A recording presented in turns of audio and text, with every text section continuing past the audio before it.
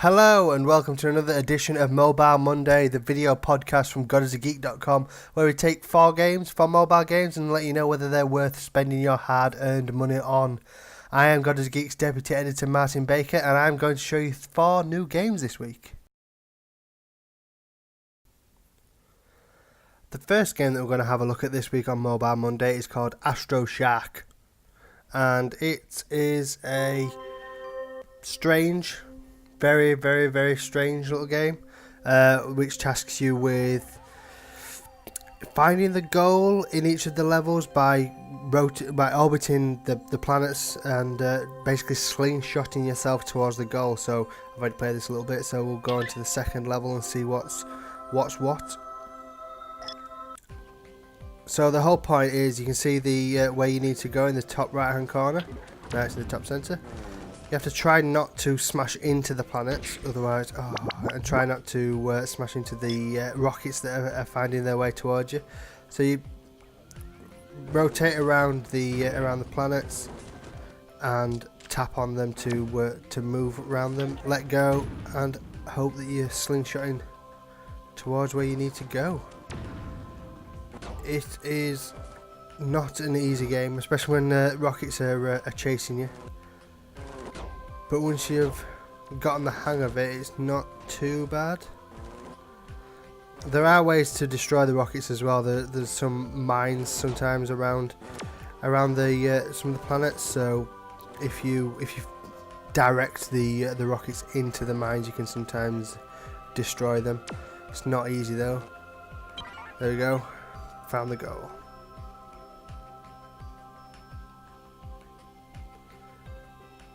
Let's do another level.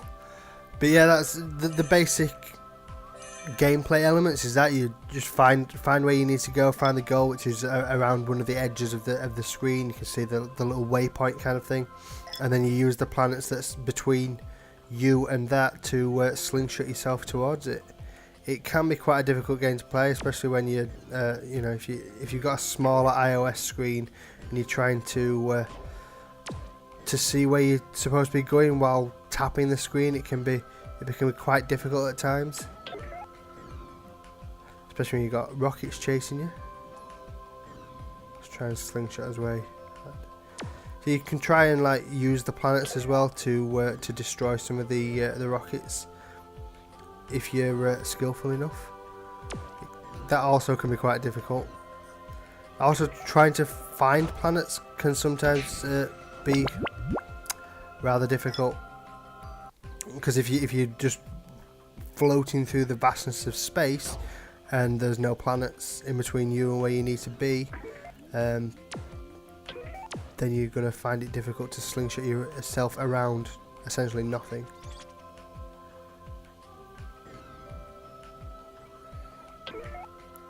You can use the planets as well, like I just did there, to try and get yourself further away, because as you're moving towards a planet, you'll speed up a little bit as you're attracted by the gravitational pull. So sometimes you can use the planets, the speed that you're moving towards the planet, to speed yourself up and move yourself away from the rockets. Rocket found myself again there. But yeah, as you can see, it's definitely not an easy game. It's not a game for the faint of heart. You've got to really put the time in. And again, with using the smaller screen, I'm using an iPod Touch here. An iPad would probably be a lot easier, just because a lot of the time when you're placing your finger on the screen, you're covering up potential planets. But you can see how difficult it is.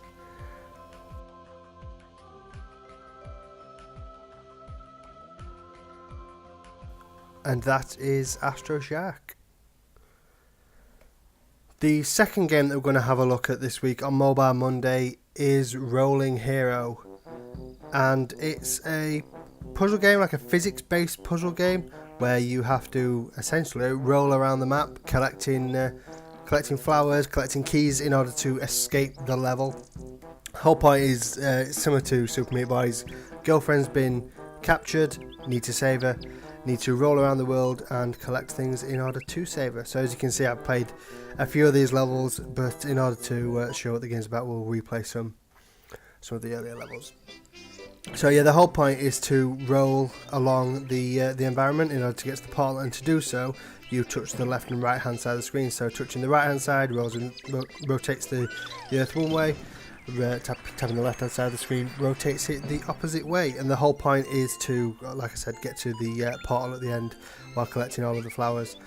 If the portal is locked, like it is in this level, then you have to collect the key, which is found somewhere on the level. In this case it's very obvious. Obviously you don't want to drop off the end of the world, but you can.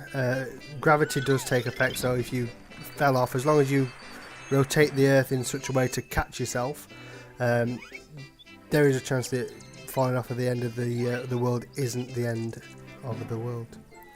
So a little jump there to get to the end of this one. But again, collect all the flowers, do it in the allotted time, and you get the equivalent of 3 stars. It's not actually 3 stars in this one, but it's an equivalent. So you got to be careful with this level. It collects the stars or the flowers, but you don't want to do too much, rotate the world too much that you end up in the portal. Not without collecting all the flowers anyway. You also don't want to come out of the level. So you got to be careful with some of them. You got to be a bit patient with the jumps, with the movements, because if you go too haphazardly into some of the movements, then you just end up replaying levels over and over again. In some levels you can get these potions which make you smaller and larger in order to go through smaller gaps, obviously. This level's easy, but it's just a tutorial level showing you how to collect the potions in order to do different things. So this level shows you some of the enemies in the game, and that is how you try and save yourself, by rotating the earth in certain ways. So you can only go past these guys once their spikes are retracted, once they're asleep.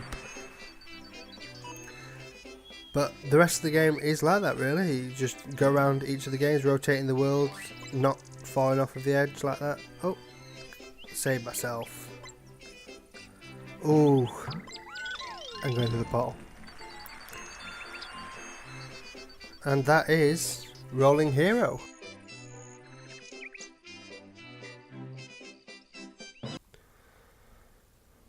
The third game this week is a game called Totems, which is a strategy game that uses, as you would expect, totems in order to take over different areas of the map. So the whole point of starting a game, the whole point is you get 6 of these totems at the bottom of the screen, and the player and the opposition take it in turns to place totems on the map. There's no time limits or anything like that. The whole point is, if you can see, the opponent has placed a lion totem in the space on the screen, and I have to, if I want that position that he's placed, that location on the screen, I have to place a lion totem in the one of the adjoining areas. It has to be the same totem that he has. It's not. I don't have to place a lion for any other reason other than that he has one. So if I place a lion in that one, you see it takes over the where I place the totem and where he places his totem as well. And the whole point of the game is to take over as the most amount of space of the map by the time that the game ends. So once the game ends, when all of the locations have been collected, and whoever has the most territory at that point wins the game. So you can see in the top left hand corner that I have 2 pieces of territory, but those 2 pieces account to 4 points. The opponent has 1 with the snake totem that is just put down in the bottom right hand corner. So I have 2 snake totems, so I will put 1 down and take over that land that he's just created. So elephant, so I'll put down, have I got an elephant? I have got an elephant. So he's put an elephant down as well and taken over the 2 areas that I'd created. I haven't got an elephant totem, so I just have to concede that place and hope, like maybe keep 1 open and hope that I get an elephant in one of the next goes, or I just have to concede those points. He is winning now by 1 point, so let's put some more points down. snake. Let's take over that. So he's made a good move there and put a line down to collect all that. But I do have some lines left, so it's not a disaster yet. I'm assuming he has some more. The opponent will usually have the totems to take over your pieces, whether you like it or not. It's just the way that the computer works. So I've got a snake. Let's put a snake down there. Right, I've got some of those baboon things, so let's take that land back.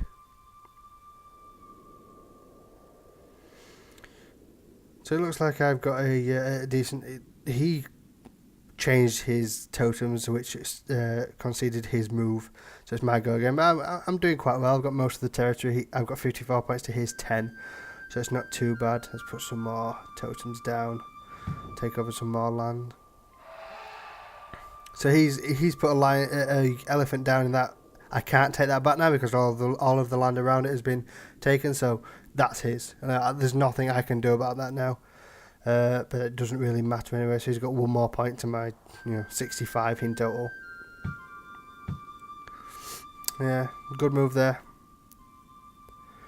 But he can't win. Oh, can it? Oh no! Oh well.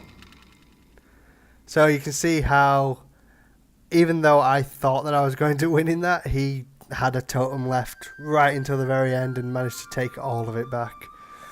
Ah, how disappointing. Oh well, that's totems.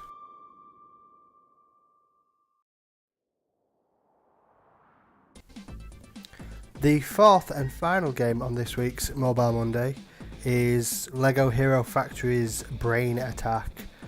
And it's a twin stick shooter type of thing. It's only kind of like a twin stick shooter. The whole point is that, as you'll see in the opening cinematic that I'll let you watch in a second, is that these brain monsters have come down and taken over the inhabitants of a city. You play the superhero characters and you've got to save the city from waves of these monsters. But I'll let the video play and speak for itself.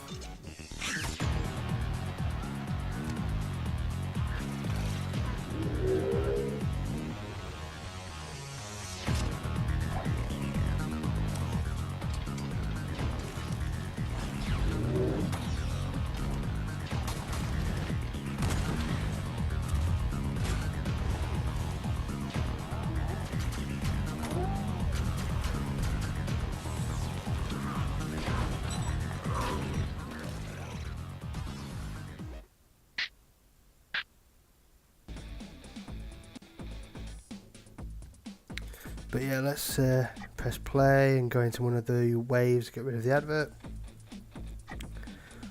So I've played it a little bit first. You can see that I've got 10% through on city streets. There's 20 like little waves. Each one is unlocked as you complete the previous wave. So there's 20 in the city streets.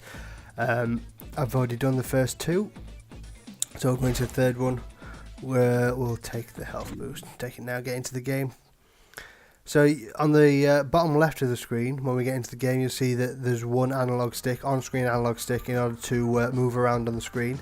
And then on the right-hand side, there is a button that you tap to shoot. But the button on the right-hand side isn't, you don't move it in the direction that you want to shoot, which is why it's only kind of like half a twin stick shooter. You just keep tapping the button on the bottom right in order to shoot. The targeting is automatically done for you. So as long as you're near an enemy, you'll automatically shoot in that direction as long as there's an enemy alive. The whole point is to move around and kill all the enemies in the vicinity. You can see in the top right hand corner how many enemies are in this current wave. So in this wave there's 28 and I've killed 7 already.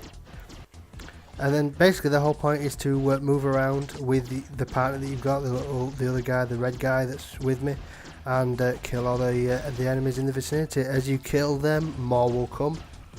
You can keep an eye on your character's health in the top left hand corner. So you can see I've already got half health, so I've got to keep an eye on that.